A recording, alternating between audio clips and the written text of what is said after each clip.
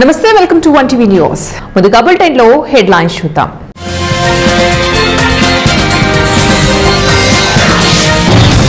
మేడారం జాతరకు భారతీయ హోదా సాధ్యం కాదు, కేంద్ర మంత్రి కిషన్ రెడ్డి.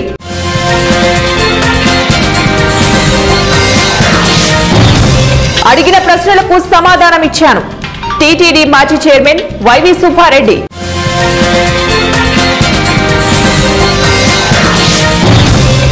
విశాఖ కేజీహెచ్ లో అగ్ని ప్రమాదం, పరుగులు తీసిన పేషెంట్లు. మేడారం జాతరకు జాతీయ హోదా సాధ్యం కాదని కేంద్ర మంత్రి కిషన్ రెడ్డి కీలక వ్యాఖ్యలు చేశారు. దేశంలో ఏ ఉత్సవాలకు జాతీయ హోదా లేదన్నారు. ఇవాళ వరంగల్ జిల్లాలో కిషన్ రెడ్డి పర్యటించారు. వరంగల్ రైల్వే స్టేషన్ అభివృద్ధి పనులను ఈ సందర్భంగా పరిశీలించారు. ఇందుకోసం ఆయన వందే భారత్ రైలులో హైదరాబాద్ నుంచి వరంగల్ చేరుకున్నారు. రైల్వే స్టేషన్ క్యాంటీన్లో చాయ్ పే చర్చా కార్యక్రమాన్ని నిర్వహించారు. అనంతరం నగరంలోని భద్రకాళి అమ్మవారిని దర్శించుకుని మొక్కులు చెల్లించుకున్నారు. ఈ సందర్భంగా మాట్లాడుతూ మేడారం జాతరపై కీలక వ్యాఖ్యలు చేశారు. మేడారం జాతర అభివృద్ధికి కట్టుబడి ఉన్నామని కిషన్ రెడ్డి చెప్పారు. వరంగల్ అభివృద్ధికి కేంద్రం ప్రత్యేక శ్రద్ధతో ఉందని చెప్పారు. రామప్ప 1000 స్తంభాల గుడికి పూర్వ వైభవం వచ్చిందన్నారు. భక్తుల అవసరాలకు తగ్గట్టు వస్తువులు సమకూరుస్తామని, ఇందుకోసం రాష్ట్ర ప్రభుత్వం సహకారం కోసం లేఖ రాస్తే స్పందన లేదన్నారు. పరకామణి చోరీ కేసులో టీటీడీ మాజీ చైర్మన్ వైవి సుబ్బారెడ్డి విచారణ ముగిసింది. విజయవాడలోని సిఐడి కార్యాలయంలో ఆయన 2 గంటల పాటు సిఐడి అధికారులు విచారించారు. సిఐడి అధికారులు అడిగిన ప్రశ్నలకు సమాధానం తెలపానని సుబ్బారెడ్డి వెల్లడించారు. తను టీటీడీ చైర్మన్ గా ఉన్న సమయంలో పరకామణి చోరీ జరిగిన కారణంగా తనను విచారించారని తెలిపారు. సిఐడి అధికారులకు అన్ని విధాలుగా సహకరిస్తానని మాజీ టీటీడీ చైర్మన్ వైవి సుబ్బారెడ్డి అన్నారు. విశాఖ కేజీహెచ్ లో అగ్ని ప్రమాదం చోటు చేసుకుంది. అయితే సిబ్బంది అప్రమత్తతో పెను ప్రమాదం తప్పినట్లయింది. గుండె జబ్బుల విభాగంలో ఒక్కసారిగా దట్టంగా పొగలు అలుముకున్నాయి. దీంతో ఉక్కిరి బిక్కిరి అయ్యారు పేషెంట్లు. ఉదయం ఆఫీస్ రూమ్ లో ఏసీ నుంచి మంటలు, దట్టమైన పొగ వెలువడ్డాయి. సిబ్బంది వెంటనే ఫైర్ స్టేషన్ కు సమాచారం అందించారు. సంఘటన స్థలానికి చేరుకున్న ఫైర్ సిబ్బంది మంటలను అదుపులోకి తీసుకొచ్చే ప్రయత్నం చేశారు. ప్రమాదానికి గల ప్రాథమిక కారణం షార్ట్ సర్క్యూట్ కారణంగానే భావిస్తున్నారని అగ్నిమాపక సిబ్బంది తెలియజేశారు. ప్రమాద సమయంలో 45 మంది పేషెంట్లు ఉన్నారని తెలిపారు. కేజీహెచ్ సూపరింటెండెంట్ హుటాహుటిన వేరే బ్లాక్ కు పేషెంట్లను తరలించి రక్షించారు. పెను ప్రమాదం తప్పడంతో ఊపిరి పీల్చుకున్నారు పేషెంట్లు. వైద్యులు, సిబ్బంది కేజీహెచ్ లో చోటు చేసుకుంటున్న వరుస సంఘటనలపై ఆందోళన చెందుతున్నారు రోగులు. నవంబర్ 29 దీక్షా దివాస్ సందర్భంగా Hayat Nagar division BRS party ఆధ్వర్యంలో హయత్ నగర్ చౌరస్తాలో దీక్షా దివాస్ వేడుకలు నిర్వహించారు. ఈ కార్యక్రమానికి ముఖ్య అతిథిగా ఎమ్మెల్యే దేవిరెడ్డి సుధీర్ రెడ్డి పాల్గొని కేసీఆర్ చిత్రపటానికి పాలాభిషేకం చేశారు. దీక్షా దివాస్ సందర్భంగా హెల్త్ క్యాంపులు నిర్వహించి గర్భిణీ స్త్రీలకు పౌష్టికాహారం అందించే విధంగా డ్రై ఫ్రూట్స్ పండ్లు పంపిణీ చేశారు. తెలంగాణ రాష్ట్రాన్ని తీసుకొచ్చిన రోజు, తెలంగాణ గతిని స్థితిని మార్చిన రోజు నవంబర్ 29 అని ఎమ్మెల్యే సుధీర్ రెడ్డి అన్నారు. కేసీఆర్ ను మళ్లీ ముఖ్యమంత్రిగా చేయాలని కార్యకర్తలకు పిలుపునిచ్చారు. హయత్ నగర్ లో హయత్ నగర్ డివిజన్ అధ్యక్షుడు శ్రీధర్ గౌడ్ గారు మరియు భాస్కర్ గారు, మాజీ కార్పొరేటర్ తిరుమల రెడ్డి గారు, ప్రదీప్ గారు, స్కైలాబ్ గారు, ఉద్యమం మల్లిక గారు, అందరు సీనియర్ బీఆర్ఎస్ పార్టీ నాయకుల ఆధ్వర్యంలో ఈ దీక్షా దివస్ కార్యక్రమం ఏర్పాటు చేయడం జరిగింది. అదే ఉత్సాహంతో కార్యకర్తలందరూ కూడా ఉన్నారు. తెలంగాణ రాష్ట్రాన్ని తీసుకొచ్చిన రోజు, తెలంగాణ గతిని మలిపిన రోజు కాబట్టి ఈ రోజున అందరూ కూడా గుర్తుపెట్టుకొని కేసీఆర్ గారిని మళ్ళీ ముఖ్యమంత్రి పీఠం మీద కూర్చోబెట్టాలి. ఈ తెలంగాణ రాష్ట్ర పురోగతిని, అభివృద్ధిని మరింత ముందుకు తీసుకెళ్లే ఆ బాధ్యతని ఈ కార్యకర్తలందరూ కూడా భుజస్కంధాల మీద వేసుకున్నందుకు ప్రత్యేకంగా వారిని అభినందిస్తూ ఇదే స్ఫూర్తితో ముందుకు కొనసాగాలని చెప్పి కోరుకుంటున్నాం. తెలంగాణ తొలి ముఖ్యమంత్రి బీఆర్ఎస్ అధినేత కేసీఆర్ స్నేహార దీక్షతోనే తెలంగాణ కళ సహకారమైందని బీఆర్ఎస్ రాష్ట్ర కార్యదర్శి నాగారం ప్రశాంత్ అన్నారు. ఉస్మానియా యూనివర్సిటీలో దీక్షా దివాస్ పురస్కరించుకుని టీఆర్ఎస్పీ ఆధ్వర్యంలో కేసీఆర్ చిత్రపటానికి పాలాభిషేకం చేసి అనంతరం ఎన్సీసీ గేట్ నుంచి ఆర్ట్స్ కళాశాల వరకు బైక్ ర్యాలీ నిర్వహించారు. ఈ సందర్భంగా ప్రశాంత్ మాట్లాడుతూ కేసీఆర్ తెలంగాణ ప్రజల కోసం పోరాడి ముఖ్యమంత్రి అవితే రేవంత్ రెడ్డి ప్యాకేజీలు ఇచ్చి ముఖ్యమంత్రి అయ్యాడని ఎద్దేవా చేశారు. రానున్న రోజుల్లో ఈ ప్రభుత్వంపై ఉద్యమించి గద్దె దింపుతామని, మరోసారి కేసీఆర్ ముఖ్యమంత్రిని చేస్తామని ప్రశాంత్ ధీమా వ్యక్తం చేశారు. తెలంగాణ ఉద్యమానికి దిక్సూచిగా నిలవస్తున్నటువంటి ఈ దీక్షా దివాస్ 2009 నవంబర్ 29న తెలంగాణ ఉద్యమంలో మర్చిపోలేని ఒక ఘట్టం. ఈ ఉద్యమంతోనే తెలంగాణ నిర్మాణం ఏర్పడింది. ఈ దీక్షా దివాస్తోనే ఒక తెలంగాణ పునర్నిర్మాణం ఏర్పడింది. ఈ దీక్షతోనే యావత్ తెలంగాణలో ఉన్నటువంటి ప్రతి పల్లె, ప్రతి వాడ, ప్రతి బస్తీ తెలంగాణ జై తెలంగాణని నిలదించి రోడ్ల మీదకి వచ్చి తెలంగాణకు సంఘీభావం తెలిపింది. ఈ ఉద్యమంతోనే తెలంగాణలో ఉన్నటువంటి ఈ దీక్షా దివాస్ తర్వాతనే తెలంగాణలో ఉన్నటువంటి విద్యార్థుల నుంచి వృద్ధుల వరకు, కూలీల నుంచి ఉద్యోగుల వరకు ప్రతి ఒక్కరి నేట ఒకటే మాట, జై తెలంగాణ నినాదం కేసీఆర్ గారు పూనుకున్న తర్వాతనే ఈ ఉద్యమం స్టార్ట్ అయిపోయింది. ఆ తర్వాత తెలంగాణలో ఎక్కడెక్కడ చూసినా, ఎక్కడ మంట చూసినా కేసీఆర్ గారు సచ్చుడో తెలంగాణ వచ్చుడో అనే ఉద్యమం స్పీడ్గా వెళ్ళిపోయి ప్రతి ఒక్కరిని ఆకర్షించి ఇక్కడ తెలంగాణ సాధించుకున్నాం. ఇప్పుడు మన తెలంగాణ కేసీఆర్ గారు ఏ రకంగా అయితే ఢిల్లీకి తెలంగాణ వచ్చుడో కేసీఆర్ సచ్చుడో సవాల్ విసిరితే, ఇప్పుడున్న ముఖ్యమంత్రి ఢిల్లీకి డిపాజిట్లు చేసి ముఖ్యమంత్రి ఇక్కడ అయిండు.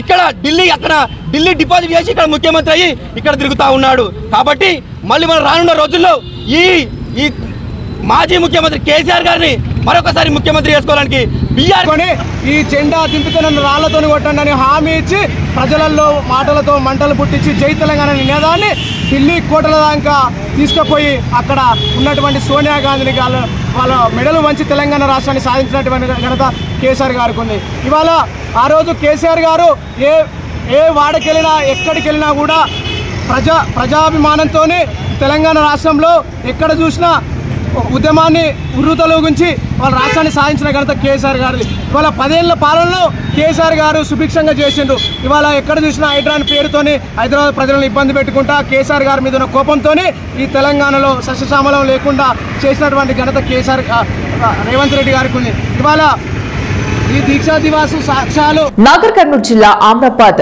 అభయారణ్యంలో సఫారీ పర్యాటకులకు పెద్ద పులి దర్శనమిచ్చి కనువిందు చేసింది. జంగల్ సఫారీ కోసం ఉత్తర భారతదేశానికి చెందిన 2 పర్యాటకులు ఆన్లైన్ లో టికెట్లు బుక్ చేసుకుని సఫారీ వాహనంలో గుండం అటవీ ప్రాంతానికి వెళ్తూ ఉండగా ఓ పెద్ద పులి పొదల్లో నుంచి బయటకు వచ్చింది. వెంటనే సఫారీ డ్రైవర్, నేచర్ గైడ్ వాహనాన్ని నిలిపివేశారు. అతి సమీపంలో స్వేచ్ఛగా తిరుగుతున్న పెద్ద పులిని పర్యాటకులు మొబైల్ ఫోన్లలో ఫోటోలు, వీడియోలు తీసుకుని సంబరపడ్డారు. ఆ పెద్ద పులి అక్కడే రోడ్డుపై కొద్దిసేపు ఆడుకుని ఆ తర్వాత అడవిలోకి వెళ్లిపోయింది.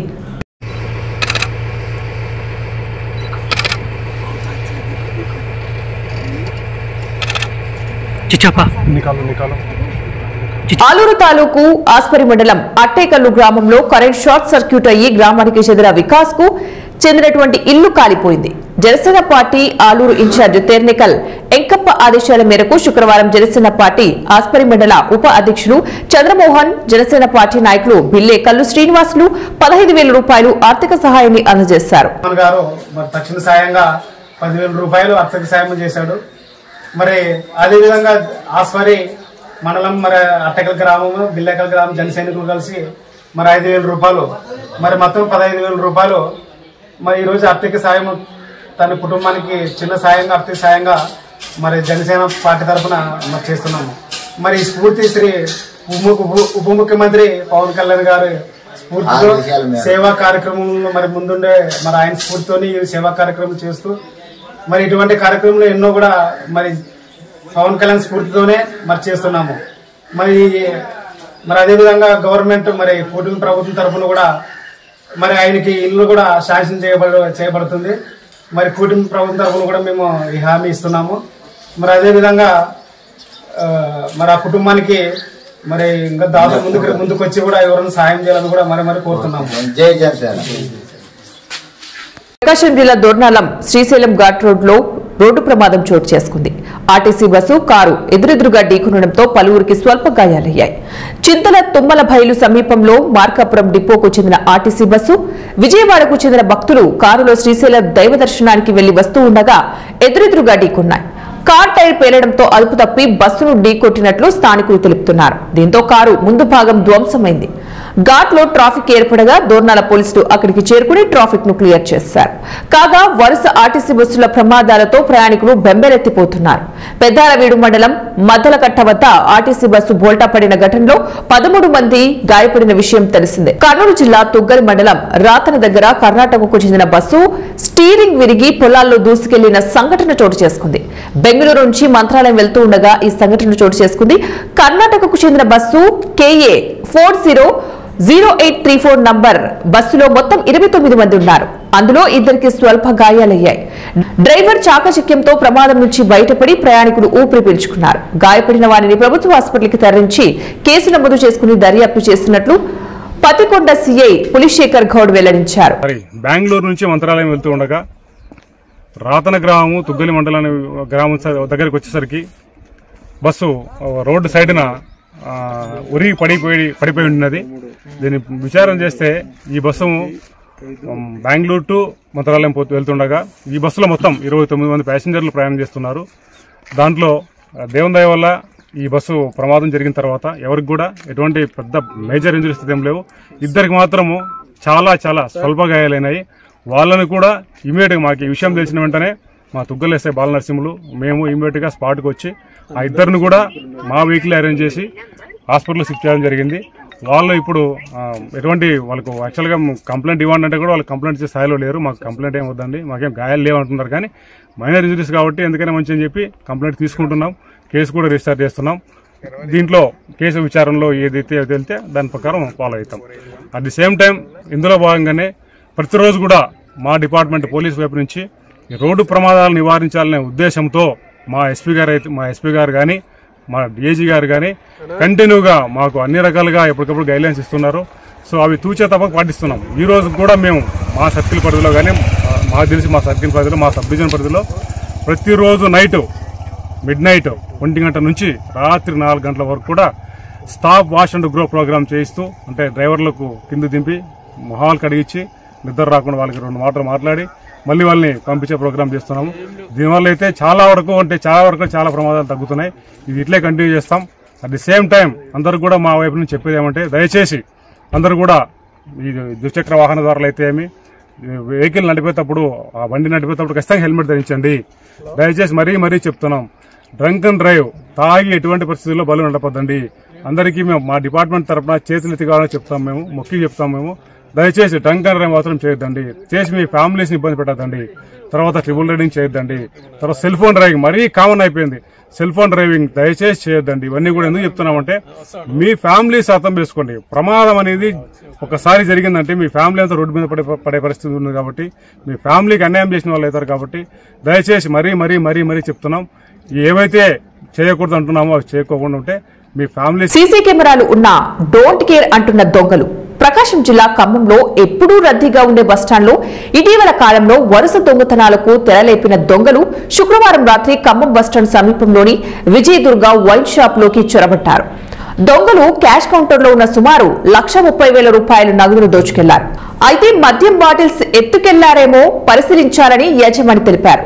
ఎప్పుడూ రద్దీగా ఉండే బస్టాండ్లోనే దొంగలు యథేచ్ఛగా రెచ్చిపోతుంటే మారుమూల వీధుల్లో పరిస్థితి ఎలా ఉండబోతోందో అని ప్రజలు భయభ్రాంతులకు గురవుతున్నారు. ఇప్పటికైనా పోలీసు వారు రాత్రి సమయంలో గస్తీ పెంచి భద్రత కల్పించాలని ఖమ్మం పట్టణ ప్రజలు కోరుతున్నారు.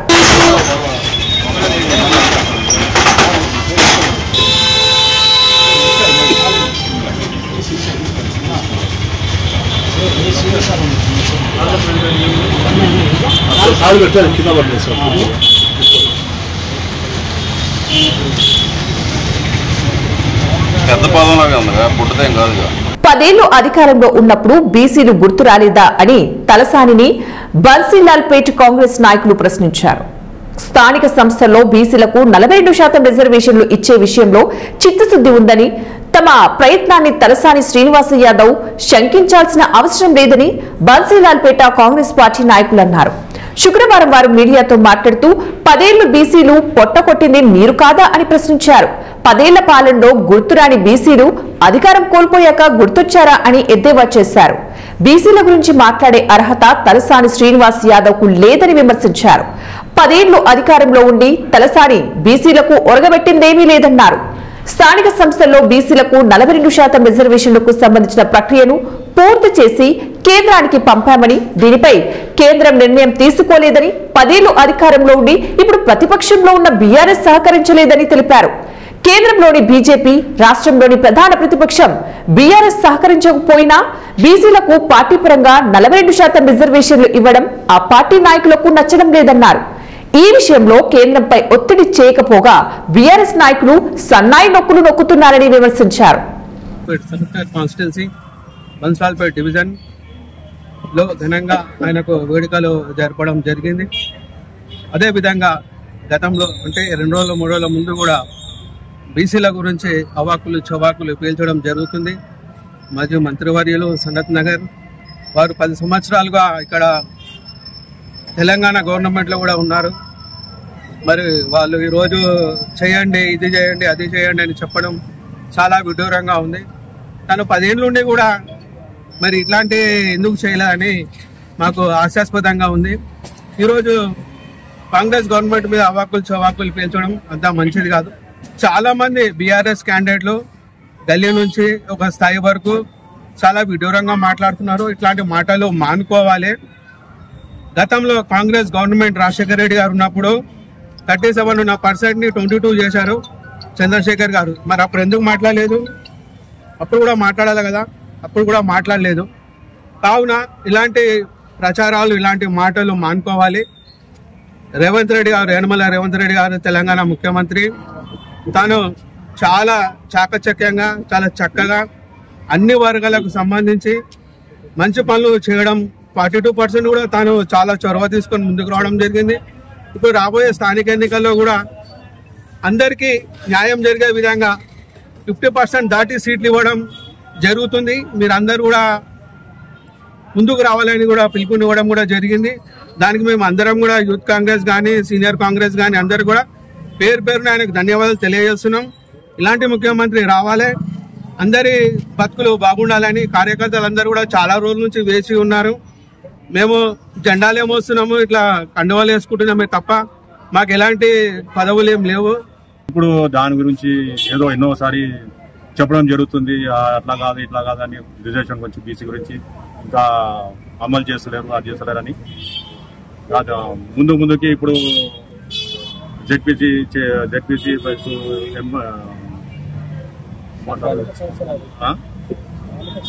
స్థానిక ఇప్పుడు ఏమొస్తుంది, అది సర్పంచ్లు ఎలక్షన్స్ వస్తున్నాయి కాబట్టి దానికి 60% బీసీలకే కేటాయిస్తా అని చెప్పి సీఎం గారు అన్నారు, మా రేవంత్ రెడ్డి గారు. ఇంకా ముందు అలాగే గ్రేటర్ హైదరాబాద్ ఎలక్షన్స్ కూడా వస్తున్నాయి. ఇంకా ముందు దాన్ని కూడా 60% బీసీలకి ఇస్తా అని చెప్పి అంత అభిమానం ప్రేమ చూపిస్తున్నారు రేవంత్ రెడ్డి అన్నారు. ఇది దయచేసి తలసాని శ్రీనివాస్ గారు అన్నారు తెలుసుకోవాలి. ఆయన బులెటిన్ ముగించే ముందు మరోసారి హెడ్లైన్.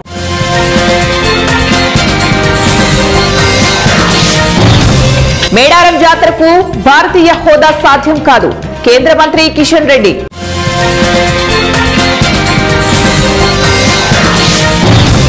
అడిగిన ప్రశ్నలకు సమాధానం ఇచ్చాను, టీటీడీ మాజీ చైర్మన్ వైవి సుబ్బారెడ్డి.